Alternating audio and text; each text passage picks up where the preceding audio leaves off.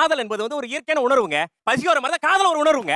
என்னுடைய சொந்த சமூகத்தை பார்த்தா நான் காதலிப்பேன், என்னுடைய மதத்தை பார்த்தா காதலிப்பேன். ஜாதி படுகொலைக்கு நான் வந்து சப்போர்ட் பண்ணவே கிடையாது. இவ்வளவு நாள் பெத்தவங்களுக்கு தெரியாதா யாரை கல்யாணம் பண்ணணும் யாரை பண்ணி வைக்கணும் அவங்களுக்கு தெரியாதா? ஒரு தடவை டிஸ்கஸ் பண்ணிட்டே பண்ணலாம். ஆமா கோவம் வந்துருச்சு. 8 வயது நான் அடைந்தால் யார் இந்த நாட்டிற்கு பிரதமர், யார் இந்த நாட்டுக்கு முதல்வர், யார் இந்த தொகுதிக்கு எம்எல்ஏ எம்பி தேர்ந்தெடுக்கிற உரிமை இருக்கும்போது என்னுடைய வாழ்க்கை துணை வந்து யார் எடுக்கின்ற உரிமை ஒவ்வொருவருக்கும் இருக்கு.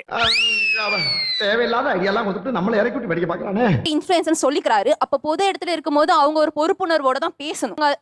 She's not a good actor at all.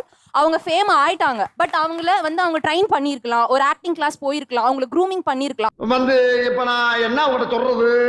உங்களுக்கு திறமை இல்ல, ஃபேமஸ் ஆக முடியல, வாய்ப்பு கிடைக்கலன்றது கூட நீங்க திறமைய வளர்த்துக்கலன்றதா உண்மை. ஸ்கூல் லைஃப்ல இருந்து என்னோட சர்டிபிகேட் ஷேர் பண்ணிருக்கேன். காலேஜ்ல சினிமா துறையிலயும் போய் கால் பதிச்சிட்டேன். இவங்களுக்கு என்ன தெரியும் என்ன பத்தி? அவர்ல கொஞ்சம் ஜாக்கிரதையா இருங்கப்பா அப்படின்னு சொல்லுவா.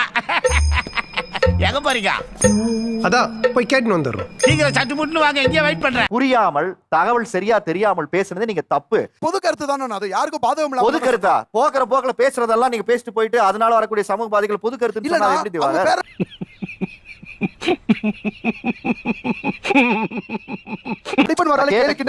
இந்த ஒரு கேள்விக்கு தயவுசெய்து நிதானமா நான் கேட்ட கேள்விக்கு ஆம் இல்லைன்னு பதில் சொல்லுங்க ப்ளீஸ். உங்களை கார்னர் பண்றதுக்காக இல்ல அந்த ஷோ. கண்டிப்பா நீங்க பிசியோதெரபிஸ்ட் வீடியோ போடும்போது உங்களை யாராவது தப்பா இப்படி கோமாளின்னு உங்களை கூப்பிட்டு சொன்னாங்களா? இல்ல.